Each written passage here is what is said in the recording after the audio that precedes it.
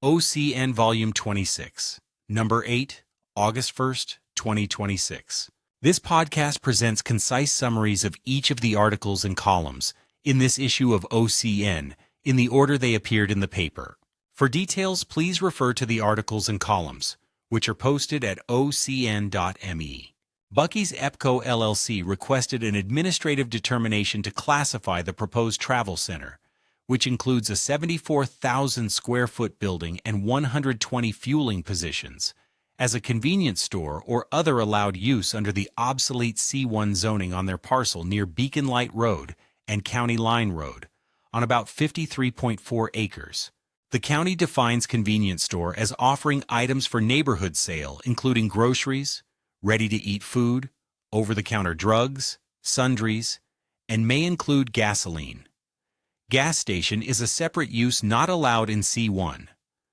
County Planning and Community Development Department Executive Director Megan Harrington stated staff could not determine if the use meets the convenience store definition or if it is sufficiently similar to allowed C1 uses, effectively not granting the requested approval.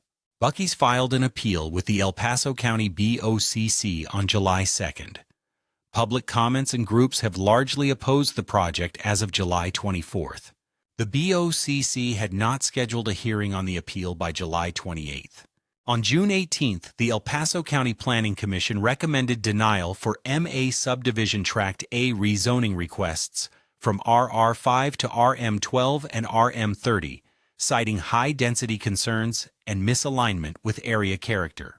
On July 2nd, the Planning Commission recommended approval of the proposed rezoning of 17.61 acres of Searle Ranch from PUD to RR 2.5, and the final plat creating 6 single-family lots. On July 24th, the BOCC unanimously approved the Searle Ranch rezoning and final plat, and by a vote of 3-2, denied MA Infrastructure LLC's RM12 and RM30 rezoning requests, with Commissioner Holly Williams citing lack of conformance with the master plan and compatibility issues. Opponents argued that the rezoning would worsen traffic, pedestrian safety, and roadway capacity, and would affect proximity to Monument Academy. The applicant could now appeal, revise, and resubmit, or develop in conformance with the existing RR5 zoning. The Monument Town Council approved requiring parking permits at Monument Lake, including $50 annual resident permits and $5.25 daily non-resident fees. Residents are concerned that it may result in informal parking on streets near the lake. Although there have been no inquiries from data center companies, the council unanimously approved a 6-month moratorium on data center land development applications to study impacts on resources and update the Land Development Code. The town awarded Phase 1 contracts for the Heart of Monument Playground and related parking lot improvements, funded in part by grants and local fundraising, with ADA compliance a key feature. Town leadership highlighted police department achievements, community events, and a large 4th of July celebration, emphasizing multi-department effort and community safety. The council decided to retain a payment for the Loop Water Authority while evaluating options, with further discussion set for August 3rd. The July 6th Monument Town Council meeting featured the introduction of Municipal Court Judge John Cicolella, who has served the court for about 20 years and emphasized an accessible, down-to-earth approach with a low recidivism rate. 2 town employees were recognized for 5 years of service: Sean Farnham, Public Works, and Officer Chase Dukes, Police Department. Town Manager Madeline Vandenhoek reported that 48% of the strategic plan's 6-month objectives were accomplished, with some goals extended to January 2027 to allow citizen subcommittee engagement. The water rate study showed a gap between rising capital and maintenance costs and available water fund revenue, with proposed rate increase options including about 10% for typical residential users and higher increases for higher usage accounts. Jason Hahn, new executive director of the Loop Water Authority, explained renewable water resource management, and the council voted 5-1 to pay a $219,815 invoice to LWA to cover future infrastructure costs through 2026. A Falcon Commerce Center Phase 2/PUD presentation for Santa Fe Meadows was postponed to August 3rd to allow a subcommittee to address safety and compatibility concerns with the Air Force Academy. The Carl Malone Powersports project received a unanimous 5-0 recommendation for approval after redesign to a more local aesthetic with earth tones, wood elements, concrete block, and stucco. Hill Point at Connexus, a 19.1-acre residential plan with 354 units, passed 3-2, aiming to provide workforce housing for residents at 80 to 120% of area median income, but facing concerns about the livability and lack of usable park and playground infrastructure within the Hill Point site. The Commission confirmed the 8-foot solid metal fencing for Carl Malone. Powersports is engineered for durability and fully screens sensitive inventory, addressing theft concerns. To mitigate noise from I-25, the developer agreed to an 8-foot precast concrete barrier, and townhomes along Old Denver Road were redesigned to face internal streets, prioritizing privacy over highway exposure. The planning panel signaled potential administrative changes, proposing an application limit to cap cases per meeting to improve review quality amid crowded agendas, and noted scheduling conflicts for the November 11th Veterans Day meeting. Both projects now move to the Town Council for final PUD approval, with the Commission emphasizing ongoing need for thoughtful growth management as Monument's development pace continues. The Palmer Lake Board of Trustees moved closer to hiring a new town administrator, with 3 finalists named Patrick Davidson, Robert Evans, and Troy Hill. A public meet and greet is set for August 3rd at Town Hall, followed by candidate interviews the same day, with a special August 6th meeting to appoint the new administrator. The board ended the town's listing agreement for Elephant Rock with KCR&E and approved additional safe-built engineering services for development and subdivision work on the property. Resolution 28-2026 was approved, calling for the November 3rd coordinated election with El Paso County, including the mayor's 2-year seat and 5 trustee positions. Financial matters focused on transparency around monthly check registers and a payment over $15,000 to the town's accounting firm. The meeting covered public safety and infrastructure, including wildfire preparedness messaging and the deteriorating log bridge near Kent Prairie, with a decision to remove the bridge for safety. The Palmer Lake Board prioritized hiring a new town administrator, reviewing qualifications with strategic government resources as part of an important leadership transition. A workplace harassment investigation led to the appointment of an independent hearing officer to conduct a quasi-judicial review on whether cause exists for trustee Roger Mosley's removal, aiming for due process and reduced legal risk. Police Chief Glenn Smith reported a zero-tolerance stance on speeding and ongoing review of electric bicycle statutes, with emphasis on helmet use for riders under 16. Financial transparency concerns arose over redacted legal invoices. The board later approved the 2025 audit with an unmodified opinion, though some members criticized the short review period. The board discussed a potential data center moratorium, instructing the Planning Commission to return with a more detailed recommendation before any formal action. A resident alleged prohibited serial meetings regarding a land swap, invoking open meetings law concerns without further board action at this time. Monument Fire District honored 4 fallen firefighters from Colorado wildfires and pledged support with a 3-member team and vehicle for the Gold Mountain Fire while planning a replacement within a week.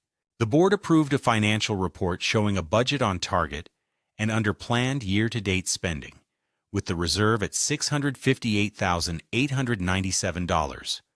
Training center construction is slated to begin August 15th, with completion expected late October to mid-November. Fire Station 3 construction continues with slab and steel work this month. Incoming Fire Chief Colin Fitzgerald was welcomed, and a change of command ceremony for Kovacs is set for August 3rd. New fire vehicles have arrived and will be mission-ready within 2 weeks. A roundabout project at Highway 83 and Stagecoach Road includes selling a small MFD land parcel to El Paso County. A budget planning session with Union 4319 is planned for September to October.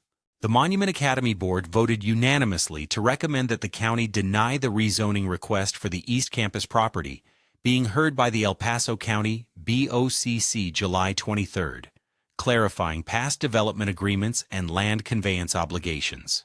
The board approved updates to the student handbook to reflect new legislation, FERPA rules, and added sections on service animals, safety, tobacco lookalikes, and a compact outlining behavior expectations for students and parents. A proposal to replace elementary Spanish with a Capturing Kids' Hearts-Based Leadership and Character program for 2027 to 28 was approved to proceed through curriculum processes, with development planned during 2026 to 27 and parental feedback sought. The board moved meetings and approved several curricular and policy updates, including new courses, economics, circuits, gaming, physical science, chemistry, and updated uniform policies, with vendor lists separated for easier updates. An agreement with Minga Educational Group for a one-year hybrid HR option was approved, and an MOU with Pikes Peak State College for concurrent enrollment was tabled pending legal review. Finance updates showed June year-to-date totals: net income of $855,000 for West Campus, losses for middle and high schools, with overall net income $57,000 after expenses and gala contributions. MA anticipates stable state revenue prospects. The WWSD Board awarded a contract to Company 633 Construction LLC to prepare for a Deer Creek Road and Woodmoor Drive roundabout, with a base bid and an alternative for relocating pipelines. The low bid was $242,775, and the total with contingencies is $267,052. The 2026 budget was updated, projecting $14.4 million in revenue and $16.3 million in expenditures, with lease income increased to $371,000 due to the Arkansas Groundwater and Reservoir Association agreement and the Monument Fire District leaseback. Expenditures were adjusted. Construction costs reduced to $1.9 million, well 23 deferral to 2027, equipment purchases down, water treatment plant maintenance up due to additional filter media and a failed lift station, and renewal line items lowered due to cheaper highway widening costs. The district estimated year-end unrestricted reserves at about $22.16 million. Renewal and repair spending was lagging at 11% through June 2026, with expectations of higher summer and fall spending. Operations noted June water supply shifts to surface water due to hot, dry weather, and two of the district's most productive wells being out of service, with one repaired and pumping into Woodmoor Lake as the lake's level dropped. PFAS update: WWSD first detected PFAS in Fountain Creek in 2023, opening eligibility for 3M compensation. Phase 2 claims are due in July 2026, but Council believes WWSD can proceed under Phase 2 deadlines, and a legal session followed to discuss potential agreements. The district plans to file liens against delinquent accounts that are continuing to pay the old monthly fee despite a $5 increase in January 2025. Some customers remain unaware of the rate hike despite paper and email statements, with delinquencies reaching as high as $400 on some accounts. District Manager Mark Parker says the MSD is operating without issues and has received 114 requests in one day to locate underground infrastructure from Connex and Connect. The board approved 2 Willow Springs filing 2 manhole requests to serve about 45 new homes, noting construction will take 3 to 4 months. The wastewater treatment plant reported 2 blower pipes were repaired at a cost about $30,000 under the estimate, and plans a repair of the floating light ultra-mobile pump, FLUMP, used to remove biosolids. The DWSD board discussed 2 long-term options to increase renewable water and advance a plan dubbed Water for Tomorrow. Option 1 would join the Loop Water Reuse Project and move waste treatment to the Northern Monument Creek Interceptor, with an estimated cost of $56 million to $102 million and the potential to reach 89% renewable water, but reduce district autonomy due to third-party governance. Option 2 would repurpose the present wastewater treatment plant with advanced treatment and a new pipeline. It been costing about $29 million to $55 million and achieving 100% renewable water while preserving district autonomy.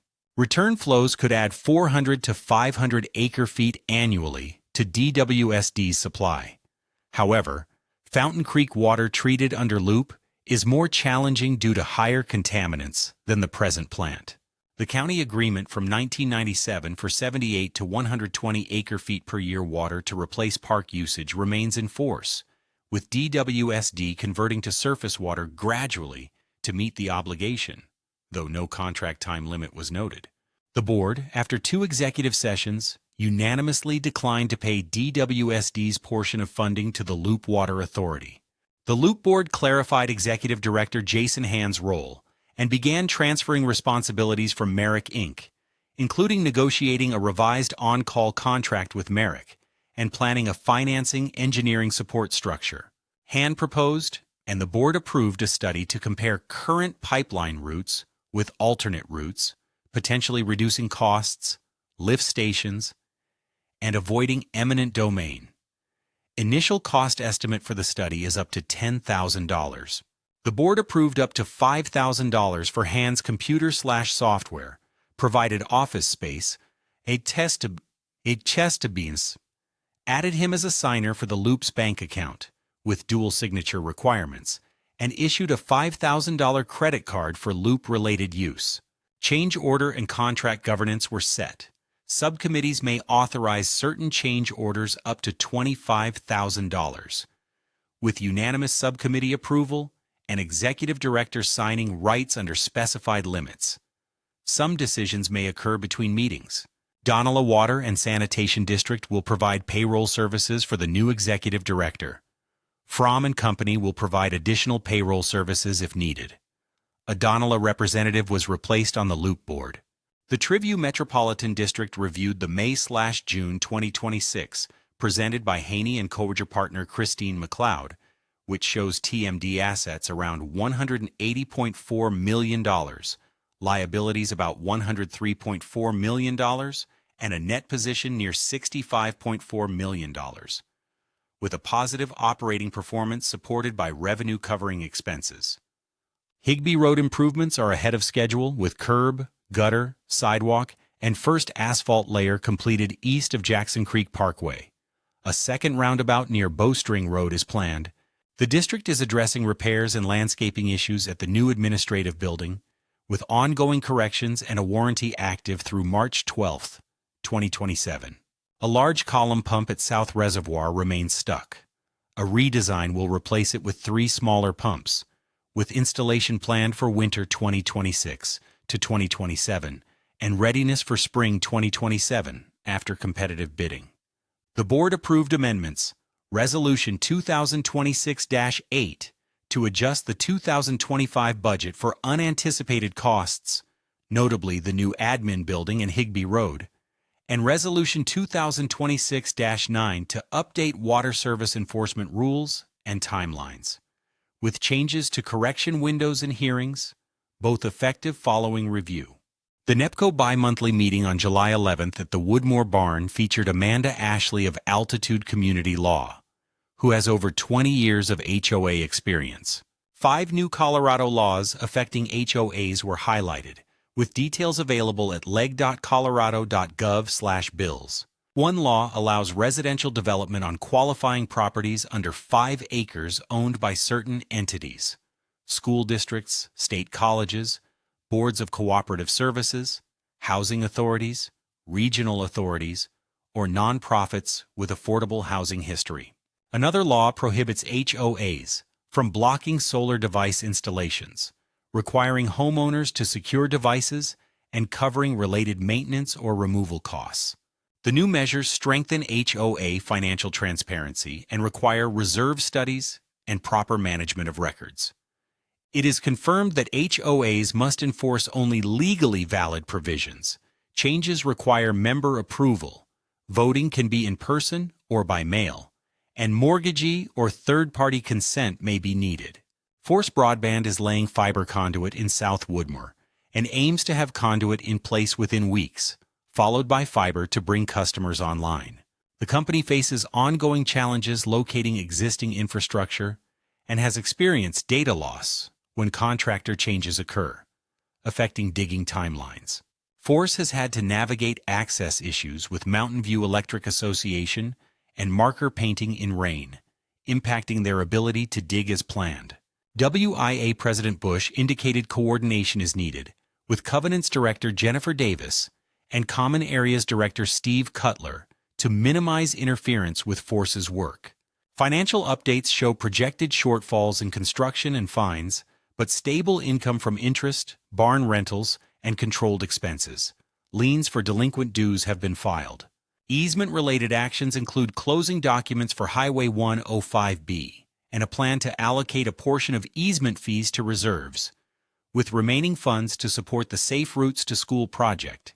The article highlights back-to-school timing as teachers prepare classrooms and families shift schedules in anticipation of the new school year. It lists several recommended children's books across topics like space, everyday vocabulary, and curiosity, noting their authors, publishers, and prices. The books include Science and Why questions, ready-for-school word collections, daily vocabulary with 366 words, animal and nature facts, and a Britannica-backed middle school atlas updated for 2026. It mentions the Pikes Peak Battle of the Books list for upper elementary readers, detailing its purpose to foster a love of reading across multiple districts. For younger students, it highlights The Kissing Hand as a comforting classic for easing fear about starting school. The Summer Adventure Reading Program ended in July with over 1,000 participants at Monument and Palmer Lake Libraries, and special thanks to teen volunteers. In Monument in August, new and recurring programs include Storytime on Tuesdays, Socrates Cafe on Tuesdays, Pause to Read on Tuesdays, and Toddler Time on Wednesdays. The Teen Craft Group meets August 6th and 17th, with a Combat Robots workshop for ages 13 to 18 on August 5th. Registration for the workshop is 719531633 extension 7005. Device drop-in help for adults and seniors is offered on August 6th and 20th, 11 a.m. to noon, to assist with laptops, smartphones, tablets, or the library catalog. Additional August events include a soldering circuits class on August 12th, a paper marbled flag craft for adults, and a teen advisory board meeting on August 13th. Registration details provided above. The Palmer Lake Library hosts Storytime on Fridays, August 14th and 28th, and a Village Green concert series on August 14th, 21st, and 28th. System upgrades on August 5th will render e-services unavailable from 6 a.m. to noon. The Palmer Divide's dynamic ecology and long human history are highlighted, with emphasis on land stewardship through 2 free local booklets, the Forest Information Guide, Fig Book, and the El Paso County Noxious Weeds and Control Methods booklet. The Fig Book, 95 pages, is the latest edition edited by Brown, DeWitt, and Litterdale, with technical support from State Forester David Root, and is available online and in print via the Black Forest Slash and Mulch site, the Black Forest Fire District Office, and the SAMCOM Partnership. The Noxious Weeds booklet is updated annually in spring to reflect List A, B, and C weed classifications determined by the state of Colorado, and is available from the El Paso County Environmental Services Office and online. Prepare your property by removing flammable fuels and creating defensible space around your home to reduce wildfire risk. Remove flammable cushions, furniture, and mats from decks when not in use, and keep wooden fences from touching the home to prevent embers from drawing fire toward the house. Create gaps by removing 5 to 8 foot sections of fencing or replacing them with metal lookalikes, and keep cedar siding and decks freshly stained to lower flammability. Seal or screen gaps in stucco to stop embers from entering the home, and clear leaves from roofs, gutters, under steps, and decks. Keep grass short within 30 feet of the home, remove dead trees and slash, and consider community chipping events or taking branches to a designated site. Drought and heat this summer are limiting hikes to early mornings or late evenings, with strong water restrictions impacting landscape conditions and increasing the need for wildfire vigilance.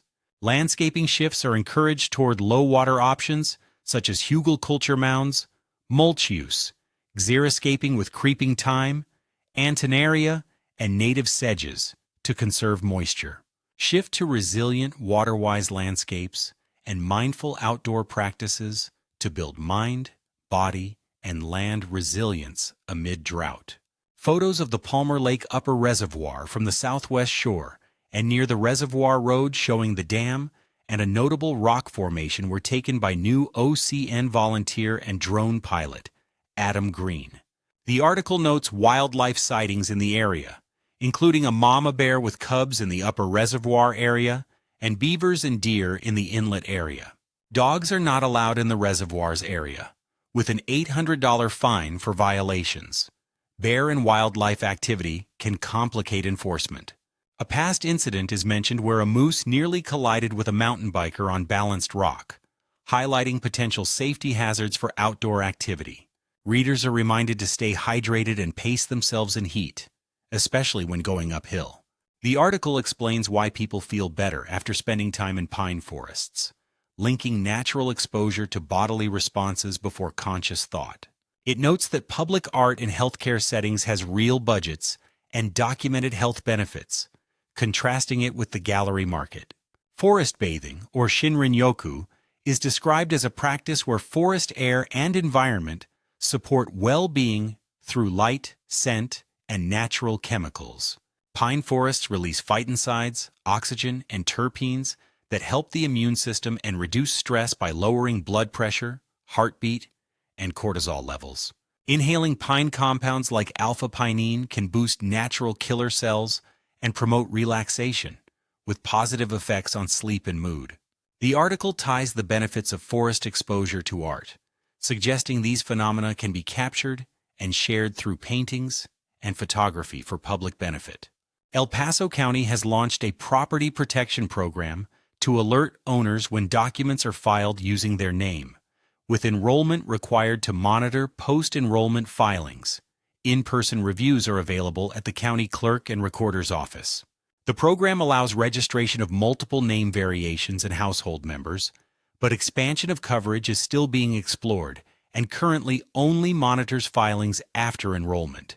Community reminders cover wildfire prep resources, including the Home Ignition Zone booklet from the Colorado State Forest Service and tips like clearing pine needles from gutters to reduce risk.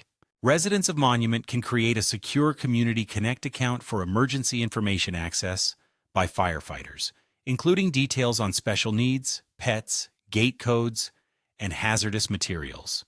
Traffic and safety notes include strict laws against passing a stopped school bus in Colorado, with automated stop arm cameras being installed to catch violators, and districts like Academy School District 20 using these cameras.